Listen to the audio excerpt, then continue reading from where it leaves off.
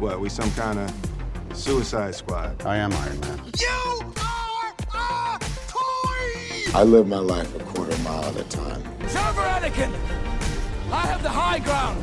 I'm gonna steal the Declaration of Independence. I'm simply saying that life, finds a way. Welcome back to the Big Movie Boys podcast, the only podcast that will tell you all about it when we see you again. I'm your host, Jeremy Baum, and with me as always is Bob Liebel. What's up? And Ben Stitch. What's going on, guys? I was on Twitter this morning, and I saw the scariest thing. I think it's my biggest nightmare ever. An article of a man being swallowed whole by a whale for like 30 seconds in Cape Cod, and then spit back out. He didn't die? He didn't die. He broke his leg. That seems like a good way to go. It freaks me the fuck out thinking about this. I'd be fine dying like that. That sounds not too bad. He's a lobster diver in Cape Cod, so he's out there diving for his lobster, and it just like that whale was like trying to get fish and sucked him right in. That's terrifying. It's my biggest fear ever, I think. I'm not afraid of that. That's like why I would drowning. never kayak in the ocean. Yeah, drowning, but with like a little flair. You're okay with it? Yeah, cooler than just regular drowning. It's better than a shark attack, I gotta think. I'm very afraid of sharks. How many people have been swallowed whole by a whale and lived to tell the story? Maybe this guy. Maybe just this guy? Yeah. That's gotta be a low number. It just freaked me out. I had to bring it up to someone. It was just like, I don't want this. Spit him back tastes out. like shit. What's the classic Disney movie where they get swallowed by a whale? Nemo, right? No. Well, they That's do. a biblical thing. They do get swallowed by a whale in Nemo, but I'm thinking Jonah. Isn't it like Pinocchio or something? They might get swallowed by. There's a biblical. Why is Pinocchio being swallowed by a whale? It's like an old Disney animated movie. Someone gets swallowed by a whale. I'm gonna go with Pinocchio. Lock it in. Next week we'll come back. We'll find out. Anyone else want to lock in a guess? Nemo. I don't have no fucking idea. You think it's biblical? Yeah. It is. There's a tale about someone that gets swallowed by a whale. It's Jonah. It's a biblical thing, but it might be a movie as well. They probably took it from there. But unless they made a animated version of a Bible Sorry, tale. I didn't mean to make this political on this podcast. Yeah. Now we're talking about the book of Jonah. Well, actually, that brings us to our next topic. Bob is going to spend the next 40 minutes telling us biblical stories. So it's actually a good transition. Actually, the big biblical boys. Say that 5 times fast. Believe it or not, that's not what we're doing today. We're going to be fastening up for F9. We're only 2 weeks away, boys, with Fast and Furious 7 recap, and we're going to be talking about Rush Hour 2. But before we do that, we've got a Big Movie Boys presents Who is the Biggest Movie Boy Challenge. Our first one in a while because we did 2 back-to-back, one of those being the movie draft, where we each drafted 6 movies. We score points based on opening weekend box office performance. And so far, only one of those movies has come out, and that is Ben's pick, A Quiet Place Part 2. Opening weekend, it made $47,547,231, giving Pretty Ben... low, if you ask me. I'm pretty fucking happy with that. Looking at the scoreboard, that gives Ben a $47,547,231 point advantage to both Bob and I. And that was my third pick. I'm very happy with that. That's pretty solid. I just think that lined up at a good time where theaters all open back and up. people are just like antsy as hell to get back out there. And it was just the perfect movie to see in theaters as well. And it ended up being good, so that doesn't necessarily help your opening weekend. You know, that word of mouth, people going and seeing it, saying it's good. Your conscience when you lose. At least I picked a good one. I was a little nervous. May 27th would be a little too early, but it was right in the sweet spot. Yeah, apparently it's perfect perfect. timing. This makes me think we might have some good scores going forward. Yeah. And I did look, it made $2.5 million less than the first movie. So all That's things not bad considered, for a sequel during at the tail end of a pandemic. Surpriser. So yeah, just shy of 50 million. I believe the next one is F9, so that'll be some points for me. I'm gonna guess. Oh boy, gonna guess more than 47 million. You're gonna be at like the pandemic 200 million. Does not deter the target audience of F9 in the slightest bit. Because everyone in Florida is just gonna go see it. That's the #1 movie in Florida, and I'm gonna see it 3 times that weekend. So that's another $30 coming from me. But yeah, so we'll check in periodically on the movie draft here. But so far, Ben with an early lead. Hopefully, he doesn't get too confident. I wouldn't be looking at the rest of his movies.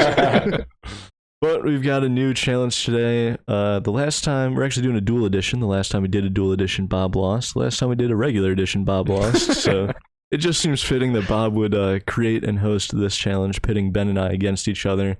Originally, we had no idea what we were getting into, but it did not take a lot of detective work to figure it out. So, Bob, why don't you go ahead and let the people know what we're doing? Yeah, so we're going to be doing Rush Hour trivia. It's mostly from the first movie. I think there's 1 or 2 questions about the second movie. Nothing from the third, because I know we might not have all seen it yet. So, I came up with 3 questions for each of you. Wow. 6 total. That was a lot of work went into this one. A lot of time, too. Days in advance. So we're going to do whoever gets the most right, and there's a tiebreaker if necessary. But who wants to go first? Should we flip a coin or something? I'll go first. Okay, confident. Okay. All right. Question number 1. At the beginning of Rush Hour 1, what body part was blown off the police officer when the car blew up? Is it A, a pinky, B, a toe, or C, a nose? Blown off the police I officer. remember. I'll go first. I think it's a pinky. Are you locking in a pinky? Trying to read your faces. I'll lock it in. That's my guess. That is correct. It is a pinky. Damn it. When Carter blew up the C4 in the back of the car, fucking somebody lost a pinky. I just watched The Big Lebowski for the first time this past week, and they get sent a severed toe. So I was like, I don't think it's toe. I knew you watched it too. They would have That's why you copied threw that toe in movie. there. Yeah. Mm-hmm. All right. What is the name, or question number 2 for Ben, what is the name of Ken Luang's character in Rush Hour 1? I'll show you a picture of him. Okay, that will be way more helpful. If it's not, that's not Hold Jun on. Tao. Hold on. I will read. We have... It's not Jun Tao. It's 50-50 at this point. Okay. Option A, Wong. Option B, Jun Tao. Option C, Sang. Or option D, Young. How come Jeremy had 3 choices? I have 4. Well, one of them you already know isn't in there. I just put it because I had to. Oh, that's fair. That's then. true. Yeah. That's true. What the fuck are the other? I know it's not Jun Tao because the white guy is Jun Tao. Process of elimination, Jun Tao is out. Good job. I was afraid you were going to pick that. Wong, Sang, and Young. Oh my god. Would you like to see a picture of him again? It does nothing for me. Wait, is he wearing a name tag? Actually, when I screenshotted this, it said his name right underneath it, so I had to crop it out. Fuck it. I'll just go with Young. Young is wrong. It is actually option C, Sang. You motherfuckers. I would How have many? got that. Does Jeremy have 2 options on this next one? Okay, actually the next one is also kind of easy. I'm not going to give it to Jeremy. Come on. Okay, so I'm going to skip. Ben, you'll get that one, just for fairness. You might get it wrong, but we actually already sort of discussed it. So... It's Juntao.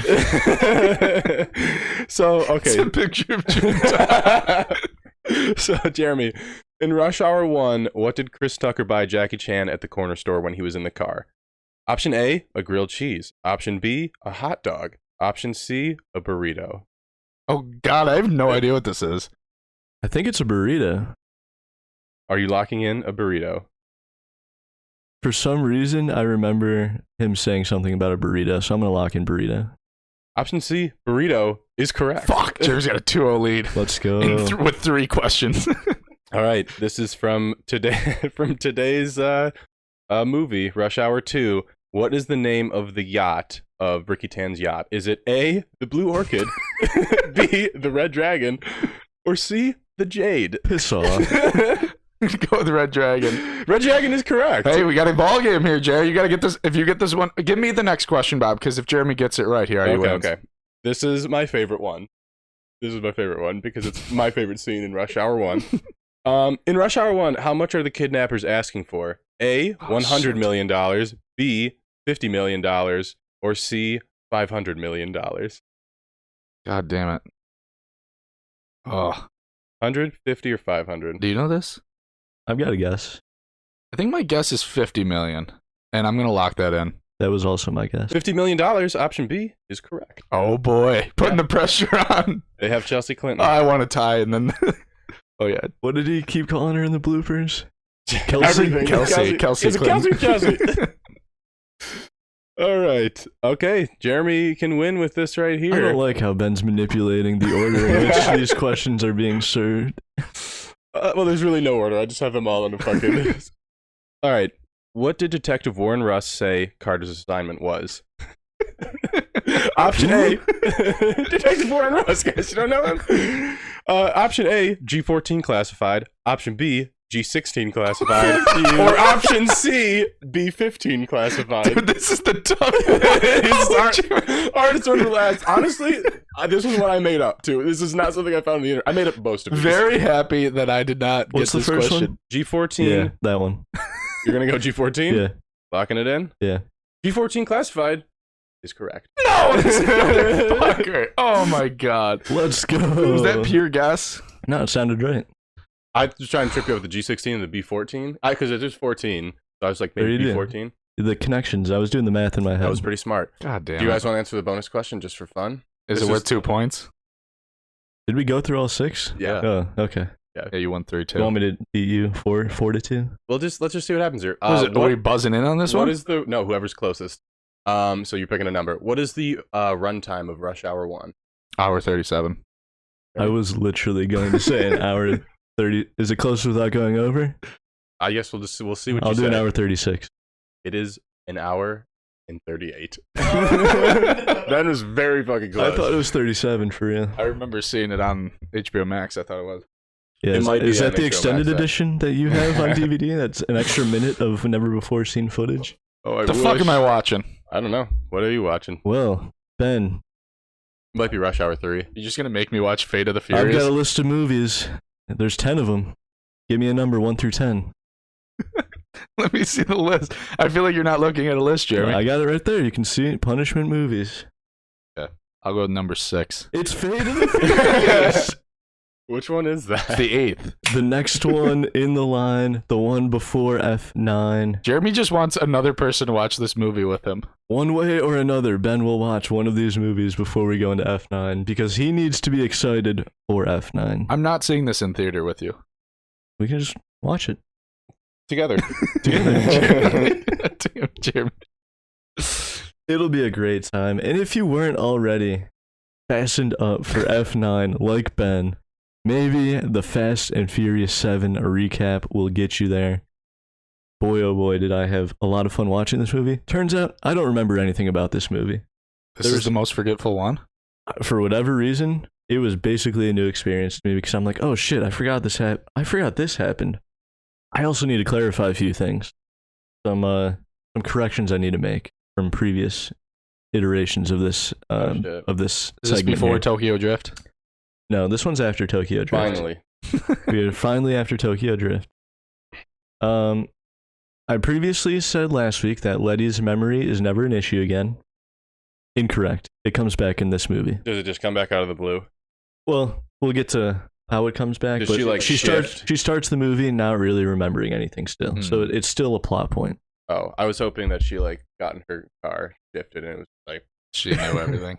You're not She too hit the far off, NOS and it right? like sent her into consciousness again. she smelled like burning rubber on the pavement. And she's like, "Oh my god!" Dumb. I also previously said that the movie that came out when Paul Walker died was Fate of the Furious. Incorrect. It was this one, Fast and Furious 7. okay. He's dead.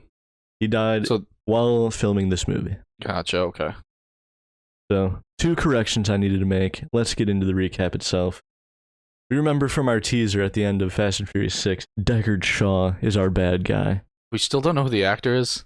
No, this is Deckard Shaw. This is Jason. Oh, Jason yeah, Statham. gotcha. We Okay. don't know the other guy. Dominic Toretto. You don't know me, but you will. He kills Han. We watch him die again. Third really? time. They've killed Han 3 The times. third time we watch Han die. Is it the same exact scene? Yeah, well, it's the same scene as the post-credit scene. okay. The revisualized version from Tokyo Did they Drift. say the Dominic Toretto line again Mhm. too? That's so But fucking great. you hear it from Dom's side. You hear his side of the Ooh. conversation. So it's just the same line, but muffled through a cell phone. But Deckard Shaw's in the hospital. Owen Shaw, who fell out of the plane in the last movie, comatose in a hospital bed. So we fell out of. Oh, because it wasn't in the air yet. But Yeah, on the runway. yeah. Okay. Which makes you think, where's Gal Gadot? She fell just as far. Point. She's not mentioned in this movie, practically. So Wow. maybe they should have gone back to see if she was still alive. Only thing I'll say there. But we're in the hospital and we realize Deckard Shaw, we don't see it happen. We just see the aftermath. He went in and just like killed everyone in this hospital. This hospital is just Why destroyed did he because kill- he's such a bad guy. For what reason? Aren't they keeping his brother alive? Yeah. Wait, can I? So he kills everybody. We watched Hobbs vs. Shaw. I don't remember Shaw being like this serial killer. He's, Was he? He's like ex-special forces, British intelligence. So he's got PTSD to the max. He's the kind of guy that no government would admit to hiring. And when they realized he was more of a liability than an asset, they sent 20 men to kill him. That was 6 years ago. Who says that line? That was The Rock.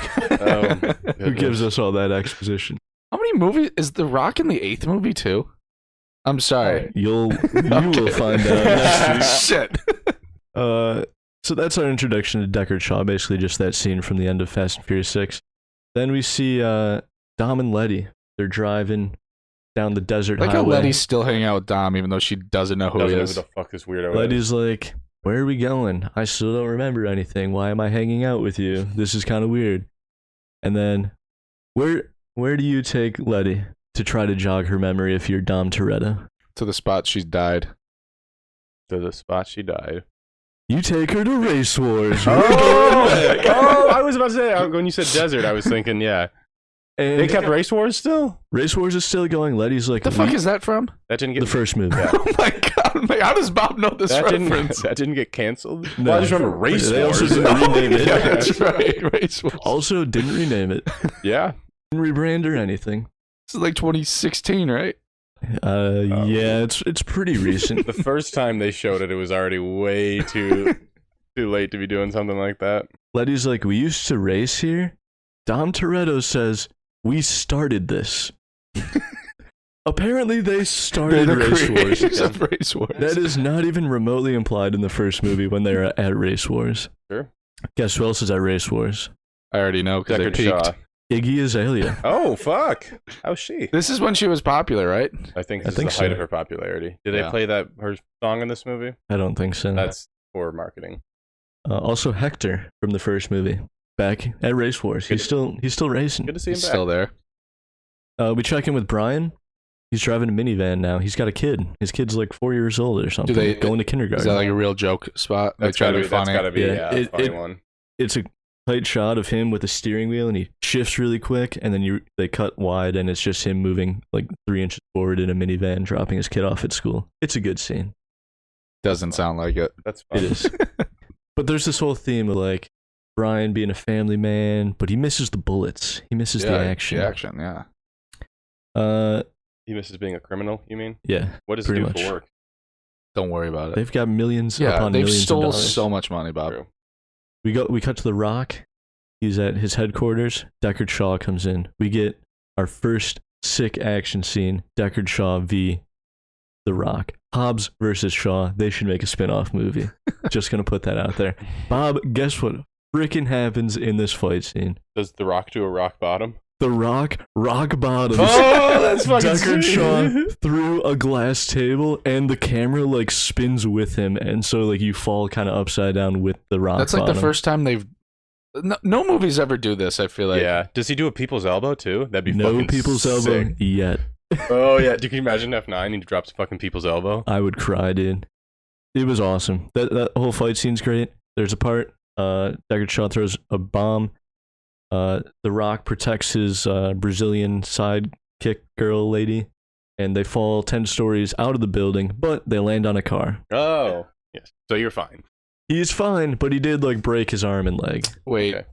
I'm curious about this because I'm pretty sure if you fell 10 stories onto a car. He landed on a car. Oh, that's right. Okay. Yeah. He landed on a Do you car. remember in the other guys where He The Rock entirely Jumped on the implodes. Samuel L. Jackson. where The Rock and Sam Jackson. I feel like this is like a nod to all those movies then where The Rock and Sam Jackson fall off a building and they just die because in any other action movie they'd still be alive. He literally implodes this car. It's just crumpled around him, and he's he cradled her. yeah, she's fine. Oh, she's fine. Yeah. she's not even a perfectly scratch. Okay. He has like a broken arm. So he's basically out of the movie at this point. He doesn't show up until Wow. basically 10 minutes left in the movie. We go to the Toretto house. There's a package from Japan. On. Must be from Han. But then Dom gets a phone call from Japan. It's Deckard Shaw. Dominic Toretto, you don't know me yet, but you will. So it wasn't even at the beginning of the movie? It took like a half hour to get to this point? This is pretty early on. Oh, okay. Wait, what's in the package? A bomb. It explodes. The house explodes. Brian's head cracks the fucking side of his minivan. I'm like, he should be dead. His head literally went through the window of a minivan. But Dom, Mia, Brian, the kid, they're all safe. The house is in shambles, though. It is wiped That off the earth. doesn't make any sense because the way they film it in the post-credit scene is like it was just happening. Like, how did he time that out? That he would be driving the car, he would call him at the right time, and Dom would be going up to his house, and that doesn't make These any people are not geniuses. There's no It's way they Deckard knew. Shaw. There's no way they knew Deckard Shaw existed when they made Tokyo Drift. They did not have this planned that far in advance. Wait, so now the house is destroyed? House is destroyed. Dom has to go talk to The Rock. This is where The Rock is like, he's a ghost. I can't advise you go get him, but I know you're going to go get him. So if you get him, don't miss. That's The Rock's advice. And also The Rock's daughter is here. Not the same daughter that he has in Hobbs and Shaw, though. Different actor. Okay. Important to know. Not really. Dom goes to Tokyo. He says, I'm bringing Han home. In a coffin. In a coffin. Because Han is dead. We see Han's funeral. They talk about how they're going to too many funerals. Don't mention Gal Gadot's funeral, though. I don't think they had a funeral for her. They give a shit about her. She's coming back in like 11, bro. It's so weird that they just like push her to the side and just don't give a fuck. Yep. Deckard Shaw shows up to the funeral, and so Dom gets in his car and chases after him, and they go to this, like, under this bridge, and they're just facing off against each other. They're driving at each other? Revving each other's engines, staring at each other from like maybe 100 yards away. They play a game of chicken. They both hammer that gas pedal. We know Dom Toretto's not a chicken. Is Deckard Shaw a chicken? Nope. They crash into each other head on. So they're dead. They're in cars though, Bob. That's incredible. Just crash into each other at full speed. Yeah, they're both fine. They both just get out. The single dumbest thing I've ever heard. They get out of the car. I was gonna ask. That had to be the funniest part of the movie, right? I wish if you were at a movie theater, it was a top 5. I mean, there's 100 funniest parts. I would have loved if you guys went to the theater again and watched this part. You guys would have been cracking up. We have to watch that. We have to post like a YouTube clip after this. I need to see that. There's a line about Dom comes out. He has like a hammer, a sledgehammer in his hand, and Deckard Shaw pulls out a gun. He's like, "Did you think this was going to be a street fight?" Starts shooting at him, but then guess who shows up? The Rock. Kurt Russell is introduced into Fast and Furious. Bob would have said Kurt Russell. Did not ever expect Kurt Russell. Kurt Russell's in this movie? He plays Mr. Nobody. He runs some sort of shadow op government agent who's super high up. No one even knows about him. Yeah, neither did we. Exactly. Where are we? Oh, Kurt Russell talks to Dom. We learn about God's Eye, which is this satellite surveillance system that some hacker named Ramsey created. And there's these terrorists run by Jaimin Hansu who want to capture Ramsey and use God's Eye so that they can just surveil so and that's find the whole point of anyone this movie. on the planet. They're looking for God's Eye. Kurt Russell says, Dom, you find God's Eye, we'll let you use it to find Deckard Shaw and kill him. That's the deal. So wait, if you get God's Eye for us, we'll let you use it this one time to kill Deckard. Okay. So then he's supposed to just give it back? Yeah. Dom's a man of his word, Bob. That's true. So Kurt Russell's like, don't worry, I already assembled your team. Dun, dun, dun, dun, dun, dun, dun. The Avengers Assemble moment of this movie. They all get together. So they didn't waste a half hour of this movie getting together? No, they got it pretty quick. They realize they have to intercept the convoy. The terrorists have Ramsey. Oh, they're driving down a highway. Yes. Okay. This is every movie. Yeah, tried and true. You can't mess this part up. But it's a very treacherous highway in a mountain, as it always is. Would you look at that? So how are they going to do it this time? Well, here's an idea, Bob. Let's put 4 cars in an airplane. We fly the airplane over the stretch of highway. I remember this from the trailer. Yeah. They reverse out of the plane and parachute the planes onto the highway, or the cars rather. Parachute the cars, skydiving cars, onto the highway. That's really stupid. And it works. Of course it does. Great chase scene. The most absurd action scene in this entire franchise happens here. I might just have to pull the clip because English has not advanced to a point where there are enough words to describe this scene.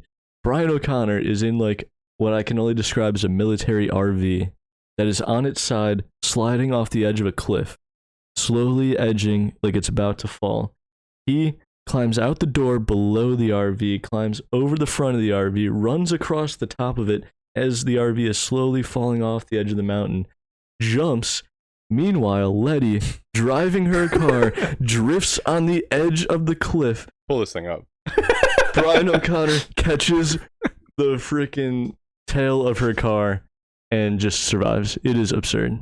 I will pull it up after this. Is this the craziest scene you've ever seen in this franchise? I think so. This is just forget everything you know. Suspend every amount of disbelief you can. It's awesome, though. Anyway, they get Ramsay. Ramsay is Daenerys Targaryen's right-hand woman from Game of Thrones. I don't know her real name. I remember her being in these movies. But new character unlocked. We've got Ramsay now. Ramsay gave God's Eye to one of her friends in Abu Dhabi, so we go to Abu Dhabi. Nice. The guy in Abu Dhabi gave it to some like Saudi prince or something who lives in the penthouse of these buildings. Imagine like 4 skyscrapers, all of varying heights, all right next to each other. And of course, he put this God's Eye into a car. Why would you that not? he keeps in the penthouse of his apartment. Brian and Dom have to try to get the piece out of the car. How do they do that? Well, Dom stands in front of the car, gets his legs roughly shoulder width apart, and lifts the car off the ground while Brian goes under it to try to get the piece out of it. Turns out they can't do that. They get in the car. They're like, we're going to drive the car out of here. They're on like the 100th floor. What are they going to do? Also, the guards for the Saudi prince are chasing them. Who's the leader of the guards? Bob. Ronda Rousey. Oh, okay. Makes sense. Of course, she fights Letty because Letty has to fight every former women UFC fighter that's cast in one of these movies. Do they drive this car out of the window? They drive With no it plan. out of the building, out of the window, into the next building through the window. And when they get there, they decide, you know what? Let's run it back. Let's do it again. They do it again. They drive a car from building to building. And what, just then dropping like from 20 building stories? to building. Yeah, roughly Until they're on the like, ground? No, they only go into the 3rd building. Then the brakes are broken. They have to jump out of the car. The car just falls out the window. Did they get God's Eye? They got the God's Eye. When did they get it? While they were jumping from building to building. Brian was doing that while Dom was driving. Oh It's my pretty awesome. Fucking God. Also, guess who was DJing the party they were at? Wiz Khalifa. I already know. T-Pain. Oh, fuck yeah. Yeah, there's a lot of cameos in this movie. They get God's Eye. They find Shaw with God's Eye. But Shaw escapes him. Kurt Russell gets shot in the process. Don't worry, he's going to be fine, though. Never a doubt. Then the plot turns into, well, now the terrorists need to kill Ramsay, because Ramsay's the only one who can take down God's Eye. By the way, they got God's Eye. The terrorists have God's Eye. Oh, okay. They lost it. Yeah, so now they're like, we need to kill Ramsay. So now Dom's team is like, we need to protect Ramsay. We need to kill Shaw. We should probably kill the terrorists while we're at it. The whole last action scene of this movie is so long. So many things happen. There's so many different elements coming together. Just giving you the top level stuff. There's a drone. It's got guns. It's got rockets. It's chasing them around trying to kill Ramsay. This is how, like, future tech that does not exist. This is all in the streets of LA, by the way. We're back in LA. Okay, good. Dom said we got to bring it to our turf. We finally get Dom and Shaw facing off. They, once again, play chicken. Drive at each other. Full speed. Why would they do that again? Don't they? They already know they're Yeah. not chickens. But this time, Dom Toretto pulls his classic wheelie move that he does Oh, I in love every that. In a other car? movie. Yeah, he wheelies That's every car. badass, dude. When he does that, when the fucking He car can comes wheelie up. muscle cars Oh, at okay, will. yeah, that's my bad. He does it, smashes on top of Shaw. Shaw gets out, Dom pulls out his shotgun, and he's like, do you think this is going to be a street fight? Shaw looks at him like, shit, he's going to kill me right here. Dom shoots the gun into the air, throws it into his car. He's like, 'cause it is. Pulls out 2 comically large wrenches that apparently he was just driving around with. Okay. Jason Statham pulls out 2 like pieces of shrapnel, and this is a straight up like dual sword fight with Dom dual wielding giant wrenches, Wow. and they're fighting each other on the top of this parking garage. It's awesome. I'm a little surprised Dom didn't like give him a look, and like Shaw's now on his team. I know he killed Han, but you could easily forget that in a 2.5 hour long movie. We cut to The Rock. He's in the hospital. He sees bombs going off in L.A. He's like, Toretto. He knows it's Dom Toretto. He's like, if there's explosions in L.A., Dom Toretto is involved. So he gets up, and his daughter's like, Daddy, what's going on? And he's like, Daddy's got to go to work. And flexes out of his cast. Oh, no, he does not. Bro, but we have to watch that one too. We have 2 scenes we gotta watch. He says Daddy's gotta go to work, flexes, and his cast breaks. So he's got a broken arm. He's just like, fuck it. That is incredible. Oh my god. Please tell me he looks directly at the camera. He might as well. And like 2 minutes later, The Rock is barely in this movie, but he is by far the best part of this movie. That drone that's going around trying to kill Ramsey. The Rock drives an ambulance off a bridge and intercepts it and crashes into the drone midair, destroying it. Then picks up the minigun that was attached to the drone, and Letty goes, I hope you brought the cavalry. And he just goes, Woman, I am the cavalry. Woman. Nice. The Rock just... Oh my god, dude. Christ. It's by far one of the greatest parts. Meanwhile, Jaimin Hansu and the terrorists are in a helicopter. They shoot a rocket at the parking garage that Dom and Shaw are fighting on top of, and it causes this crack in the concrete that kind of splits between Dom and Shaw. I've seen Ice Age. Yeah, same idea. And Dom hits him with you know the best thing about street fights? The street always wins. Stomps on the ground, causing the entire parking garage to collapse below Shaw. What does streets always win me? Street always wins, Bob. What the fuck? He literally stomps on the ground, and the sound they put behind it makes it sound like the entire earth shook. The street always wins. Oh man, whoever wrote that line must have been like, this is the proudest moment of my life. There are some great fucking lines in this I'm movie. over. Every time we laugh, it's hurting my head so badly. This might be the funniest movie ever. As the parking garage is collapsing, Dom gets in his car. He's driving out, trying not to get crushed. Hits a ramp that was conveniently made in the rubble, and jumps up to the helicopter that Jaimin Hansu and the terrorists are in. Oh my god. He's got a bag of grenades that he pulled out of Shaw's car. This sounds so fucking fake, dude. Are you so messing with us? And he latches it onto the helicopter and then basically falls to his death. The Rock, who's hundreds of yards away, sees all of this happen, knows that that bag is full of grenades, pulls out his pistol, shoots the bag, blows up the helicopter. I need Fast and Furious trivia where Jeremy's just making up scenarios and I have to tell you if it's real or I not. could never do that. The crew runs over to Dom's car. They pull him out of the car. Oh my god, is he dead? I'm gonna say no. Brian is doing chest compressions. He's telling Letty to like give him CPR or whatever. Letty's like, get off of him! Get off of him! Is Letty back? Does she know who she is now? Letty holds on to him. I remember everything. It came back. She remembers everything, and she's just talking to Vin Diesel, talking to Dom, saying, please come back to me. It's revealed they got married in the Dominican Republic. They didn't tell anyone. Okay. We're all learning this for the first time. They didn't have a ring, so what did they use instead? That cross necklace that is in every goddamn movie. And it's basically one of the biggest characters in this movie. And you know what? It works, god damn it. Dom Toretto doesn't even open his eyes and he says, it's about damn time. And that's pretty much where this movie ends. Jason Statham gets locked up in a super high security prison. However, it's not over yet because it is time to say farewell to the late great Paul Walker. There's a scene, they're all on the beach. He's playing with Mia and his kid, and they all realize he belongs here. He belongs with his family. This life isn't for him anymore. You know, the life of bullets and explosions. So Dom's about to leave, and Ramsey's like, aren't you going to say goodbye? And he's like, it's never goodbye. Dom gets in his car, drives away, stops at a stop sign. Who shows up next to him? A not entirely well-animated CG version of Paul Walker.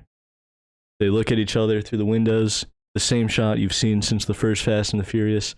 Wiz Khalifa and Charlie Puth start singing in the background. It's a tearjerker moment. That actually is pretty sad. Yeah, no. Yeah, I've seen this scene and it is pretty sad. We see the overhead shot of the two cars driving one next to each other, Paul Walker's all-white car, and then eventually the road splits, and we follow Paul Walker's car moving off to the side, pan up to the sky, fade to white, and it just says, "For Paul." That's pretty sweet how they did it. I'm not to be insensitive, but do they answer the question in the next movie how he passes away, or is we're just meant to believe that he's living his greatest life? In the world of Fast and the Furious, he's out of this. The guns, the bullets, the explosions. He's not part of that. I thought he comes back though anymore. in the movies. No, he doesn't. Okay. Not as far as I'm aware. Not yet. He's just off with Mia and his kid. And also, I think I forgot to I mention, like that they didn't just kill him off. Yeah, that's a good thing to do. Mia's pregnant again, by the way. Oh. So they're going to have a second kid. I'm just going to assume he's alive in this fantasy world. That makes me feel better. Yeah. How do you guys feel? We gotta watch. That's the scenes. funny as shit, Yeah, dude. that sounds like it might be the best one. It was really goddamn entertaining. And I offered. We all could have watched it. I was trying not to watch any of these movies, and now I have to watch the 8th one. Yeah, it's gonna make you watch all of them. It was so fun to watch, and we might have to pull up some scenes. Because, goddamn it, are there some scenes that, Bob, if we were watching this in theaters like we did last week, we would have just been absolutely cracking up. But that'll be it. We've got one more recap Oh my. in the Fasten Up for F9 series Glad to be a before part of F9 itself. Bob, you're more than welcome to join us. Ben and I will be watching, having a great time. I love that I don't have to actually do a punishment review then or anything or talk about it because it's just, I'll just let Jeremy keep leading. I'm There okay you with go. it. But in the meantime, Let's talk about a masterpiece. let's talk about another masterpiece. Rush Hour 2. We're doing all the Rush Hour movies. Last week we did Rush Hour. Next week we'll be doing Rush Hour 3. But this week we're talking about Rush Hour 2, which was released August 3rd, 2001. Directed by Brett Ratner. Written by Ross LaManna and Jeff Nathanson. This movie stars Jackie Chan, Chris Tucker, and who gives a shit about everyone else in these movies? Ben, we'll start with you. I've never seen this movie. You've never seen it? I know last week you left us on a cliffhanger. You weren't sure if you've seen it. I've never seen this movie, and there were parts of the first one that I remember, so I know I definitely saw that movie. It must have been way too long ago. I've never seen this movie. And boy, was I happy I haven't. This was You're having a great time. Dude, I love these movies. They're so great.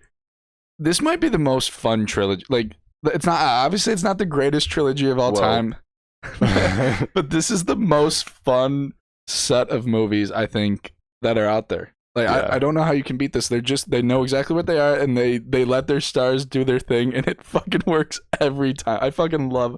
I couldn't tell you which one I liked more, this or the first. Bob, I think you said last week they're like on the same level. I think you're right. Yeah, they're really hard to decide.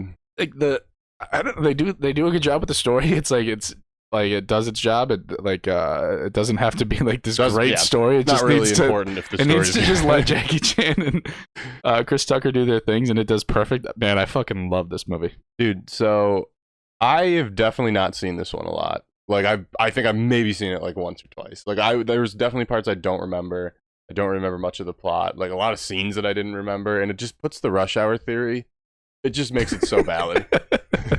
I'm at the bar when this one's on. Like it really just makes so much sense why I haven't seen this one that many times. But no, this is pretty great. I really like this movie a lot. Also, I mean, we'll get to it when we actually talk about it, but the best of the blooper reels is in Rush Hour 2, without a doubt. Dude, That was the best one. Great. It's so fucking funny. Yeah, I very much like this. I'm pretty much on the same page where I walked out of it similar to how I walked out of Rush Hour 1. I just enjoyed it. I would say I agree with what Bob said last week. I think it's just a little bit lesser than Rush Hour 1. I would put the first Rush Hour above this one. And there's a couple reasons as to why I think that might be. I was trying to reflect on it and figure out why I felt that way. But overall, super liked it. Again, once the bloopers hit, I'm just grinning, cheek to cheek, ear to ear grin. I'm just like, it just makes the entire movie that much better. Mm-hmm. My theory as to why I don't like it as much as the first one. Number one, Jim Kauf did not come back to write it. Jim Kauf, writer for National Treasure. Your boy. I think it's just missing that National Treasure element. That could be part of it. I don't know. I can't quantify it, what that is, He but wanted too much money. you know it when you know it. And then the other thing is I think the counterfeit money plot, maybe I just didn't care as much as saving the girl. But again, that's like such kind of a minor part of this movie is the plot itself. Doesn't really matter. That it was completely fine. I just think that might have been what knocked it down just slightly below the first Rush Hour for me. Yeah, I don't really know what they accomplished at the end of this movie. Like, they weren't saving anyone. They were just... I know Jackie Chan or Chris Tucker was stealing a lot of money. Loved him being a dirty cop throughout this movie.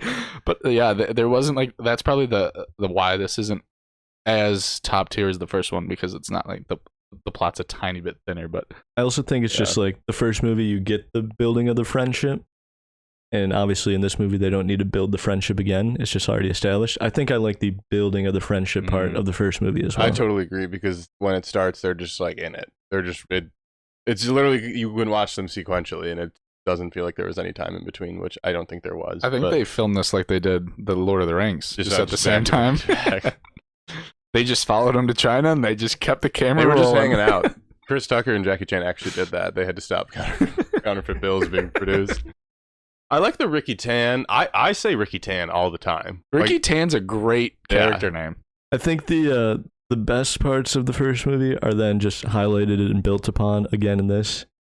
Number one being that friendship. Like I said, we don't get the Such building of the chemistry. friendship, but they just continue building it. They're singing again. They're dancing again. Their team up choreography when they... Especially in like the spa. Oh yeah, Spa is such a great scene. The choreography in this entire movie, I feel like they just like stepped everything up just a little bit, and the team up choreography as well was just like, because they do it a little bit in the first movie. Yeah.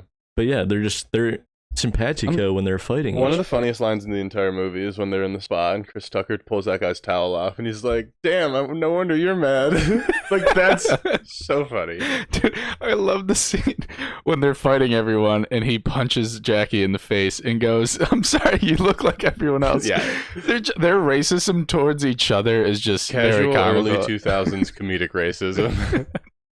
There was also a lot of casual early 2000s comedic like sexual predatory Yeah, I nature. felt like it felt weird with all the Deshaun Watson stuff that's come out recently. It felt a little weird with Chris Tucker picking out like 7 different girls to have sex with. Like, what kind of fucking function is this?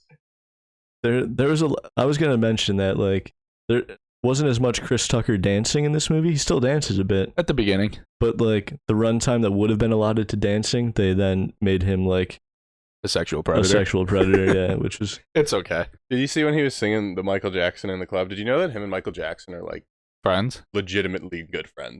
I would believe it. He He's was in like his music videos from like this time period, like all of them. He basically he sounds enough like him in this movie. If you watch his stand-up special from like maybe like 2016, he does a Michael Jackson impersonation that I shit you not sounds like, you close your eyes, that's Michael Jackson. It was funny as hell when he's doing like that song and he's just like all the women are like excited and all the men hate him, just want to kill him. Yeah, he's honestly so fucking funny in this movie. But back to the casual racism. I like how they do little callbacks to like the first movie, like when they're like driving in the car and Jackie Chan's like, "You never touch a Chinese man's CD Yeah. player."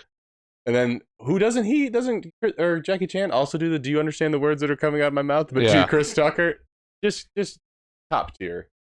You know when they start, I think they're I don't know who they're running after, but I think it's the girl, like they see the girl with the bomb or whatever, and they're trying to chase up people on the scaffolding.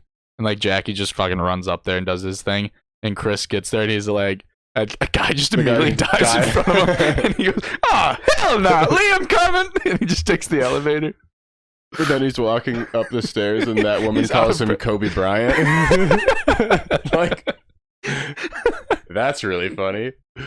that was really early on. I was like, oh, okay, that's what we're getting with Yeah. this movie. And then when he finally gets on top, and he's like, "Hey, Lee, how you doing?" And then like the girl kicks him, and he falls out on the bamboo. It's with like him. behind him, he's like, "What?" It's so funny every time Chris Tucker talks. I don't want to die. I don't want to die. I don't know if he says I don't want to die in Hong Kong, but he might as well have.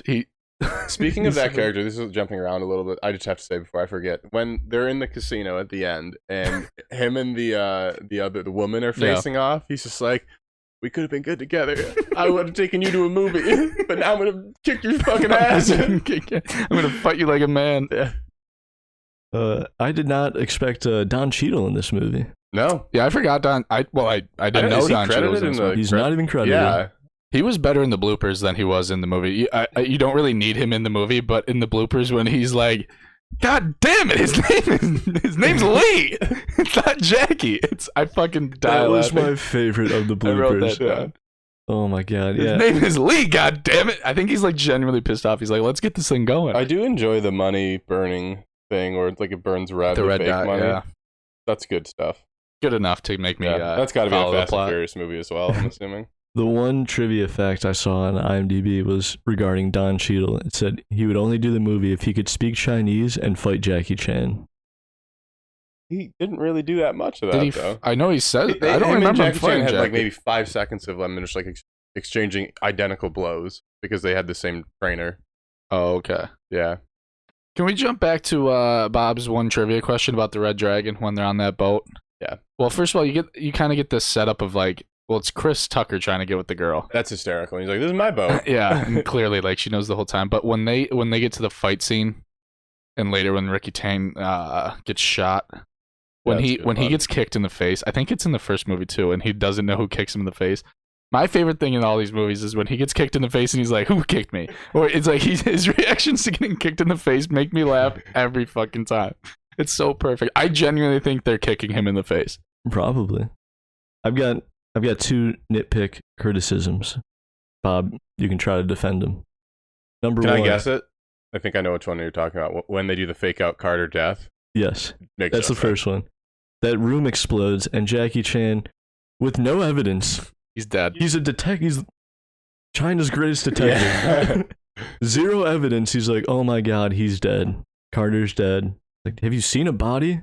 Did anyone die in that explosion? Who's dead? You, Detective. You? No, you. That is literally so fucking funny. That comes back in the third one. Oh yeah, Jeremy, one of the best scenes in the entire trilogy. No future spoilers. Oh, it's so fucking funny. My other nitpick. So Ricky Tan was Jackie Chan's dad's partner, but he He's- looks younger than Jackie Chan. He's like 40. Jackie's like 50. That's when I used to watch this as a kid. I never understood that. Like that part of the plot, I just like didn't pay attention to. 'cause I didn't was like, yeah, they're understand it because same the one fucking guy's a age. criminal and the one guy was a cop. I didn't like they were working together They were somehow. partners. I guess he was a crooked cop, but now he's like the fucking, Now he's Ricky Tan. Yeah, the Tony Soprano of China. We're not spoiling anything. If anyone wants to actually go watch this movie, go watch it before this line. But like the Ricky Tan twist of how him still being alive kind of got me. I'm like, he was shot off a boat in the middle of like the ocean. And they don't touch it in any way to like make it seem like he might have survived. They're just like, he's back. Here's Ricky. That was the most Fast and Furious element of this movie. All right, if we're gonna go back to the casual racism, let me just give a couple of my favorite lines. When they're talking about like white people going crazy when bullets going on, but Stephen Rain isn't like phased, like that's how you know he's a bad guy. And Chris Tucker's like, black people never go crazy. They're just always cool, calm, collected. And Jackie's like, no, Asian people never go crazy. We're cool, calm, collected. And he's like, dude, Asians go crazy when Godzilla's around. I see you motherfuckers screaming. It's just like so.